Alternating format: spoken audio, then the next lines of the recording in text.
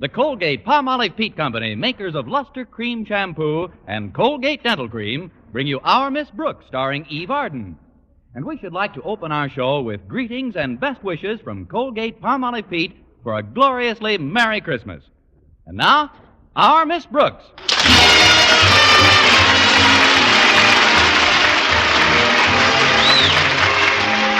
Yes, it's time once again for another comedy episode of Our Miss Brooks, under the direction of Al Lewis. Well, many of us are spending this Christmas Eve with our families and friends. But our Miss Brooks, who teaches English at Madison High School, isn't quite so fortunate. No, my family was too far away to visit, and it seems my friends had other plans. But I made up my mind not to brood about it, and I was trimming a rather tiny tree in our living room when Mrs. Davis, my landlady, joined me. That's quite a nice Christmas tree, Connie. It isn't really a Christmas tree, Mrs. Davis. It's called a friendship tree. You see, I trim it by putting all my greeting cards on the branches with strips of cellophane tape. Looks nice, doesn't it? Yes, it does. You certainly received some pretty cards this year. And the sentiments are so lovely. Look at this one I got from my principal. Mr. Conklin, what does it say, dear? It's very heartwarming, Mrs. Davis. It says, "To Miss Brooks, may the coming year bring you much more efficiency in your work." Signed, O. Conklin. Oh, I can hardly believe it's Christmas time again. What happy memories I have of the earlier Christmases. There was one I'll never forget. I was just 8 years old, and when I tiptoed into the living room, there was my father standing by the tree. The minute he saw me, his eyes crinkled up, and he started to laugh, so that his big white beard and its huge paunch just shook with glee. Your father was made up as Santa Claus? No, he always looked that way. But to get back to the present, Connie, I'd love to stay here and celebrate Christmas Eve with you, but I promised my sister Angela I'd come over to her place. You remember Angela, the absent-minded one? Oh, certainly, Mrs. Davis. She always got a big thrill out of the holidays, too, even when we were girls. Of course, the poor dear could never remember when it was actually Christmas. And one Christmas day, she did the funniest thing. What was that, Mrs. Davis? What's what, dear? What did Angela do? Angela? Your sister. My sister. The absent-minded one. What did she do? Well, I haven't spoken to Angela in some time. What has she been up to?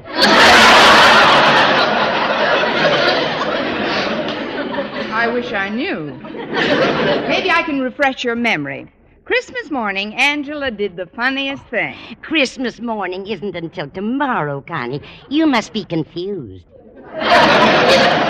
Oh, don't worry about it. I only get these spells once in a while. Well, you shouldn't let it go, Connie. If you don't mind my offering a little advice, I'd like to suggest that you train your mind to concentrate more. I'll do it, Mrs. Davis. Now then, I've developed a little scheme which works wonders for me. Supposing you have trouble remembering where you put things around the house. Well, you just keep repeating the location to yourself with a sort of rhythm. For example, I just chant to myself, the mustard's in the closet, the bread is in the box. The mustard's in the closet, the bread is in the box. Now, isn't that simple? Mustard's in the closet, bread is in the box. That's wonderful, Mrs. Davis. If anybody wants a mustard sandwich, you're really ready. Yes. Now, before I do anything else, I want to invite you to join me tonight. Join you? Yes, dear. I'm going over to Angela's house. Oh, yes, that's right. Oh, she's so cute with that little absent mind of hers. Why, sometimes she forgets what she was talking about right in the middle of a... Oh, dear me, I hope there's enough milk for the cat. Well, I'm sure if we... But then maybe someday. Or if it doesn't seem to... And that's why I can't join you tonight. But thanks anyway, Mrs. Davis. I'll just spend a quiet evening at home here. But how about Mr. Boynton? Don't tell me he was too shy to ask you for a date on Christmas Eve. Why do you think there's mistletoe on all four walls? No, Mr. Boynton asked me all right, but then he canceled yesterday. Said he's going upstate to visit his folks for a couple of days. But don't worry about me, Mrs. Davis. I'll have a gay time. I'll listen to the radio, read, And from this window, I can see our neighbor's television antenna. But what about the little gifts you got for Walter Denton and Mr. and Mrs. Conklin and Harriet? When are you going to deliver them? They told me not to bother. They said we'd exchange on the 26th. The 26th? But I don't think the day after Christmas is the time to exchange gifts. You don't? You should see the department stores. What's that, Mrs. Davis? Oh, it's Minerva. Where are you, dear?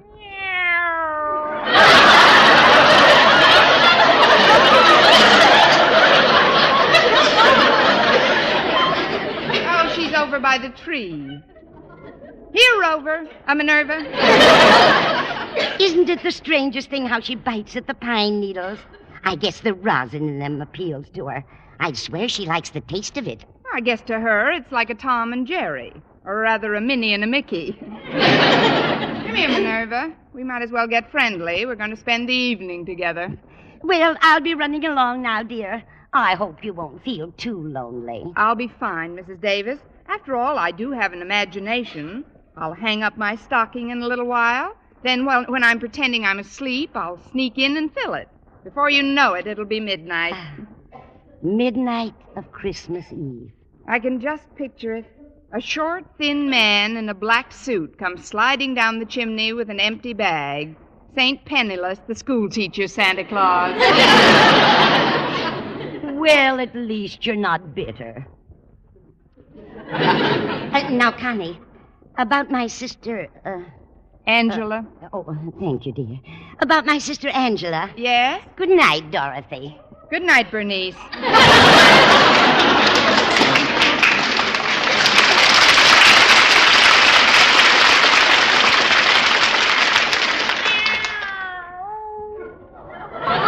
Oh, stop drinking those pine needles, Minerva. Come over here. That's a good kitty. Now I'll just settle down in Mrs. Davis's rocker, and we'll have ourselves a nice, quiet rock.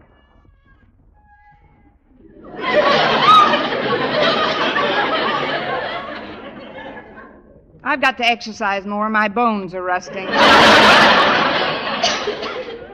it's the rocker.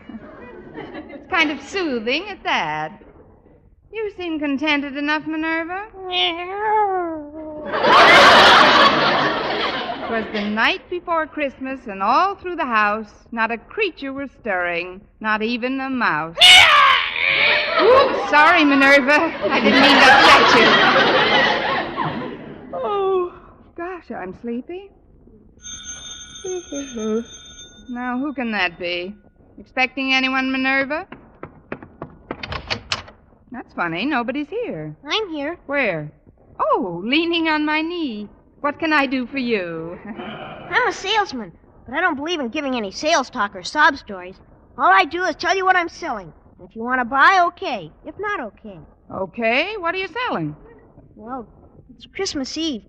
I'm just a small urchin, a little on the underprivileged side. I'm trying to make a few dollars to get some wood to heat our tiny apartment. So that while she's singing to my 3 sick sisters, my mother's lips don't turn blue. That's what I like, no sob stories. If you're selling handkerchiefs, I'll take 6. No, ma'am. I'm selling Christmas trees. They're only $1 a piece. Oh, I've already got a tree. Then I'll make it 50 cents. But I don't need How a about tree. a quarter? Look, little boy. I can arrange payments. Please take one, ma'am. These aren't ordinary trees, you know. They're magic. Magic? Yes, ma'am. You'd be surprised what miracles will happen if you buy one. Well, a quarter isn't too much to pay for a miracle. It's 50 cents. I thought you said 25. That's when you sounded tougher to sell. Oh, well, before I melt down to my coal buttons and the stovepipe hat, here's 50 cents. You won't be sorry, ma'am. Here's a little tree. Say, it's kind of cute at that. Would you like to come in and help me set it up? Oh, I can't. I gotta get right home. My sitter's been alone long enough. Sitter? What about your mother and the firewood? That's just a routine. My folks are attending a dinner the other bank presidents are giving for Father. With the pitch you've got, you'll have your own bank by the time you're 12. Thanks a lot. Good night, lady, and Merry Christmas. Same to you, you little underprivileged millionaire. I'll put this tree over here. Maybe we can find some extra trimmings for it in the morning. Minerva, will you stop gnawing on those pine needles? I wish I knew what made them so appetizing to her. Oh.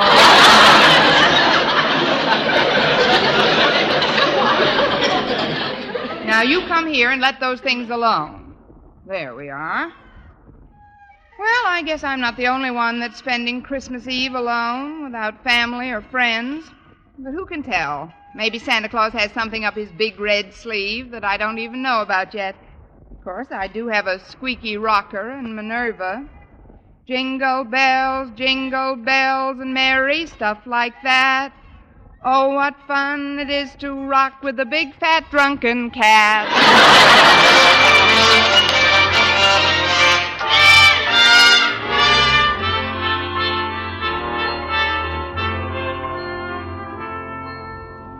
As I sat in the living room Christmas Eve with Minerva the cat on my lap, I couldn't help noticing that the tree which I'd bought from that wealthy urchin had a rather peculiar luminosity.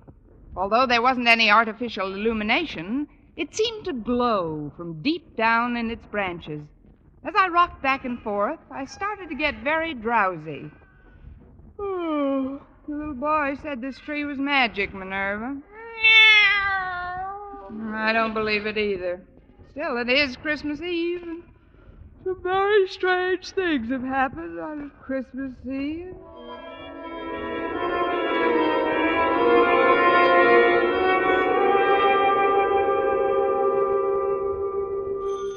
Huh? What's that? Oh, I must have been dozing. Coming! Well, it's Walter Denton. Come in, Walter. Noel, joyous Noel. Gracias. Come on into the living room, Walter. Thanks, Miss Brooks. Here, I brought you this little gift to put under your tree. Oh, that was very thoughtful, Walter. Put it under this tree over here. Okay. Say, you got two trees, haven't you? Yes, one for Minerva and one for me. What? Don't pay any attention to her. She's pine needle happy. Well, Miss Brooks, as you know, I was supposed to spend the evening nestled snugly in the tight little confines of my own small, immediate family circle. For heaven's sakes, come out of there. You're giving me claustrophobia. But I went to my father and mother and crowed their permission. Wait a minute, Walter. You crove their permission? Yeah. Craven, crove, isn't it? Of course not. Crave. Let's see. Craven. After you crove their permission, what Well, they waived my presence for a long enough while for me to deliver to you, Miss Brooks, the little token of my esteem and affection which is now ensconcing under the tree. Walter, are you still in my English class? Sure, Miss Brooks. Well, I'd better bone up a little. One of us is going to flunk this term. Well, what I'd like to say, Miss Brooks, is something that I've wanted to say for a long time. Yes, Walter? It's a little on the sentimental side, perhaps, for a so-called hep high school boy to be telling the teacher, but it's sincere, Miss Brooks. I'm sure it is. It's something I feel deep down inside of me, Miss Brooks, from whence so many of one's warmer emotions stem. That's whence they stem from, all right. Of course, even if it does seem over-sentimental or even downright sticky, Christmas Eve seems to be the time you can say things like this and not sound over-sentimental or sticky. Christmas Eve is the time to say them. I just hope I hear them by New Year's Eve. Well, what I want you to know, Miss Brooks, is that I'm grateful. For what? For my association with you during the past semester at Madison High School. Well, thank you, Walter. I've tried to be a capable teacher. Oh, your teaching was nothing. I don't mean scholastically. As a teacher, you were very adequate. No, I mean personally. The interest you took in me and my problems. For that, I could never thank you if I lived to be 100. Of course, you'd be gone a long time by then. I owe Noel to you, too. You don't know what it's meant to me to have your ear whenever I needed it. It was nothing, really. I have another one. Especially about girls. Gosh, remember how silly I used to act about girls? Every time one of them looked at me, I giggled like a kid. And then, overnight, I matured. I met the one woman who mattered, Harriet Conklin.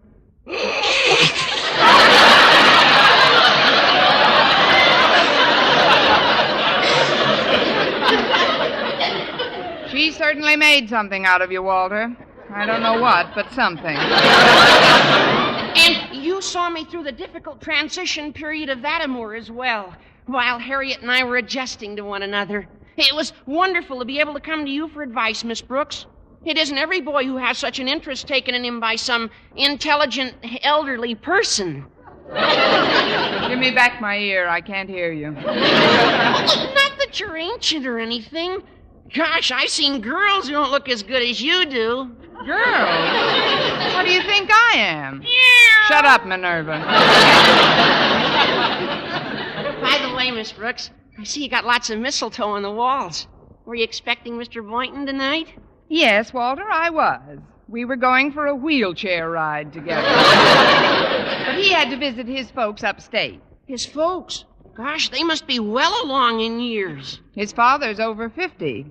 They may shoot him next spring. Look, Walter, while you're here, you might as well pick up the little gift I got for you. Oh, but you shouldn't have, Miss Brooks. Where is it? Under the tree on your right. It isn't much, just a remembrance. Gee, I almost forgot. I can't open it yet. Why not? Oh, you mean you want to put it under your tree at home and open it with your family? Not exactly, but I'll get it later, Miss Brooks. There they are now. I'll answer it. There who are now? Come on in, folks. She was all alone when I got here. But it's really a surprise, isn't it? We should have stayed home Christmas Eve. Besides, it's freezing out. Now, Osgood, don't be so grouchy. Hello, Miss Brooks. Merry Christmas. Why, it's Mr. and Mrs. Conklin and Harriet. How are you all? I'm cold. Oh, that's too bad. Come here, Minerva. Rub up against Mr. Conklin. What's that? Go away, cat. She seems to like you, Osgood. Or is she hungry, Miss Brooks? She's not that hungry. I don't like cats. Why doesn't she go chase a mouse or something? You forget, Mr. Conklin. This is Christmas Eve. There isn't one stirring. Say, Harriet. Yes, Walter? There's a lot of mistletoe around this room. I know. It's real pretty. Osgood, notice all the mistletoe in this room? What? Oh, that green stuff. More often than not, it makes me sneeze. Oh, come on, Osgood. Let's see if it does. Oh, now, Martha, don't embarrass me. I don't like that. It doesn't make you sneeze, does it, Harriet? I'm willing to find out. Here's a nice wreath of it on this wall. Yeah. Well, here we are. Yes, here we are. May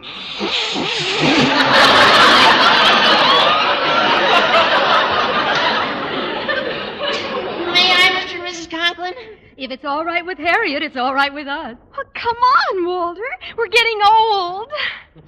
Oh, gosh, you're sweet, Harriet. Isn't that cute, Osgood? Oh, come here, dear. How about one for your faithful old wife? Well, it is customary, I guess. There. I'm under the stuff. Now pucker up, dear. Very well, very well. You see, I told you. Now, let's stop this romantic dribble and act like adult human beings. Miss Brooks, I'd like to take advantage of this visit to inquire as to your plans for the coming year's classwork. Do you have your schedule all laid out? Frankly, Mr. Conklin, I haven't had much chance to work on anything. Haven't had much of a chance, but you've been away from school all week. Your vacation started last Monday. I know, Mr. Conklin, and that's what I took the week as. I mean, a vacation is something you go on when you get the opportunity to. You don't work on it or during it, unless, even though I didn't actually go anywhere, when my vacation came along, I went on it, or was on one, usually.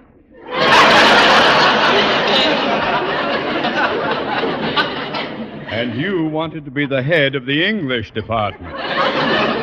Please, Osgood, this is no time to talk of school affairs. We're here to spend part of our holiday with Miss Brooks. It was very nice of you to think about me, Mrs. Conklin. It was nice of all of you. I want to Where are Walter and Harriet? Denton, get my daughter away from that mistletoe at once. But Mr. Conklin, Harriet isn't allergic to mistletoe. No, but I'm allergic to you. Harriet's almost irresistible sometimes, especially alongside of older women like Mrs. Conklin and Miss Brooks. Sounds like the bell. I'll get it.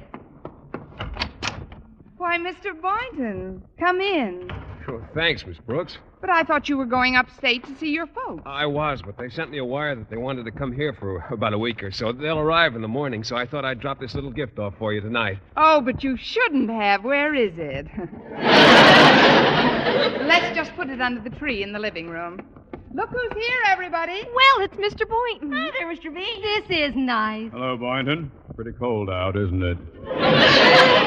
Hello, folks. This is beginning to get more like Christmas Eve every minute. Sit down, Mr. Boynton. I'm certainly glad your folks decided to visit you instead of vice versa. Well, so am I. There's a particularly good reason why I'm glad. There is? Yes.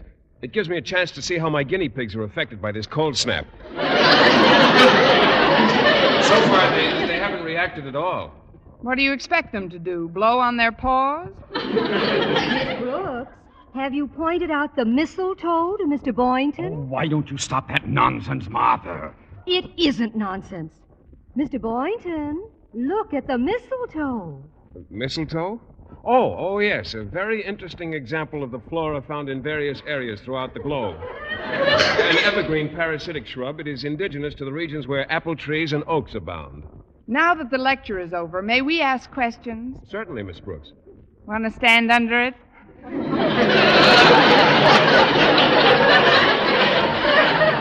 Stand under it? Well, you see, because of certain characteristics in its makeup, an allergy is sometimes aggravated by its presence. I'll take a chance if you will. Come on, Mr. Boynton. Yeah, come on, Mr. Boynton. Just bring him over to this wall here. Well, I'll get under it if you like. Well, don't just stand there. Can't you see Miss Brooks is cooking? Well, don't fuss for me. I couldn't eat a thing.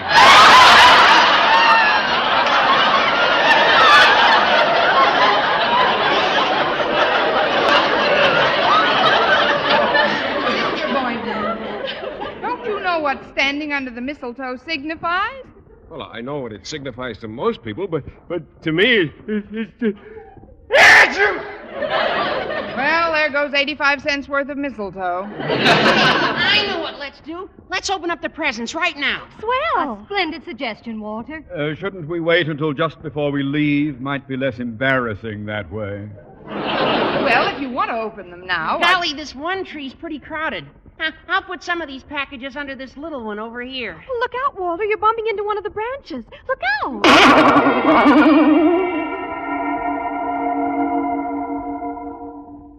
Gosh, I got the funniest feeling when I touched that branch. What kind of a feeling, Walter? Well, you're Harriet Conklin, aren't you? Well, sure, I'm Harriet Conklin. Walter, what's the matter with you? Nothing. Nothing's the matter with me. It's just that I want to tell you something. Harriet, you've got to change. You ought to try to be more like Miss Brooks. Well, what do you mean, Walter? If you want me to stay interested in you, you've got to be more alluring, youthful, glamorous, feminine in that real feline Brooks way. Walter, have you been drinking pine needles, too? Look at that tree. It seems to be glowing. What do you mean, glowing? It's just the reflection from the streetlights. This party's giving me the memes. Holidays, indeed. Here, I'll just move the tree where it won't glisten in our eyes. Here we go.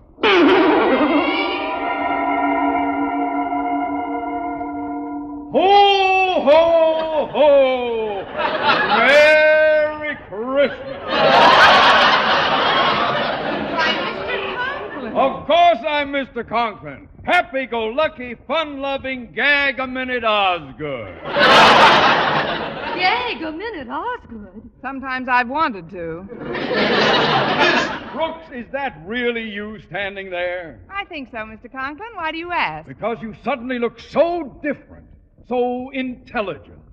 Miss Brooks, I have made up my mind. You are now head of the Madison High English Department. Ha, ha, ha, ha! Well, thank Thank you, fun-loving Osgood. I'm going to put this wonderful tree where it belongs, right in the center of the room. Give me a hand, Boynton. Yes, sir, Mr. Conklin. I'll just take this end here and...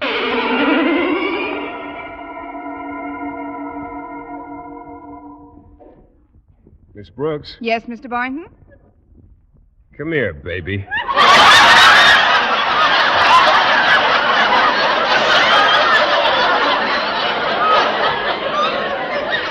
What? I said, come here, Connie. You did not. You said, come here, baby, and I'm here. Hey, look! He's taking her over to the mistletoe. Isn't it wonderful? What are you going to do, Mr. Boynton? Just call me Phil, Connie. And this is what I'm going to do.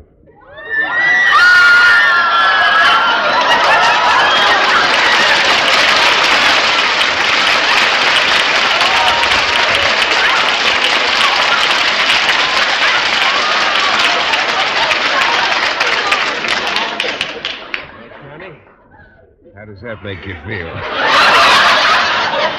I feel like I'm in a dream, Philip. A wonderful, beautiful dream.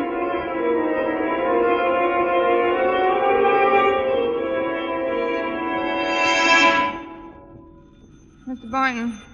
Mr. Boynton. Mr. Boynton, where are you? Where did everybody go? Oh, I must have been dreaming. Well, that's real enough. I'll be right there.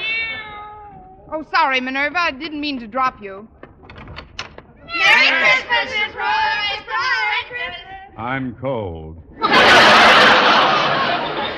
Why, it's the Conklins and Walter and Mr. Boynton. But you all just left. I mean, come in. We thought it would be nice if we spent our Christmas Eve together, Miss Brooks. Yes, and we brought a few little gifts over for you. I'll just put them under this tree here. Yes, do that, Walter. Aren't you going to ask me why I didn't go upstate, Miss Brooks? I know why, Mr. Boynton. Your folks are coming down to see you. How did you know that? I just got the telegram. Don't let's get too carried away with the holidays. We've got to prepare for a hard school season ahead, Miss Brooks. Oh, let's not talk about school affairs now, Osgood. Walter, look at the mistletoe. Yeah, look at it. Now, just a minute before we go through all that again. Would you please touch the tree, Mr. Boynton? The one on the left with the... Why, it's gone. There's only one tree. Miss Brooks, are you all right? Of course I'm all right. Could I have dreamt that part, too? Mr. Boynton, would you do me a favor, please? Oh, of course, Miss Brooks. What is it? Would you touch the Christmas tree? Touch it? Please, But it's important. Oh, all right. There. Nothing happened. What did you expect would happen? A miracle. Excuse me, I'll be right back. I'm a little urchin, and I'm selling magic Christmas trees. But you just came Please here... buy one, lady. They only cost 50 cents apiece. 50 cents? That's right. Here's $2. Give me 4 of them.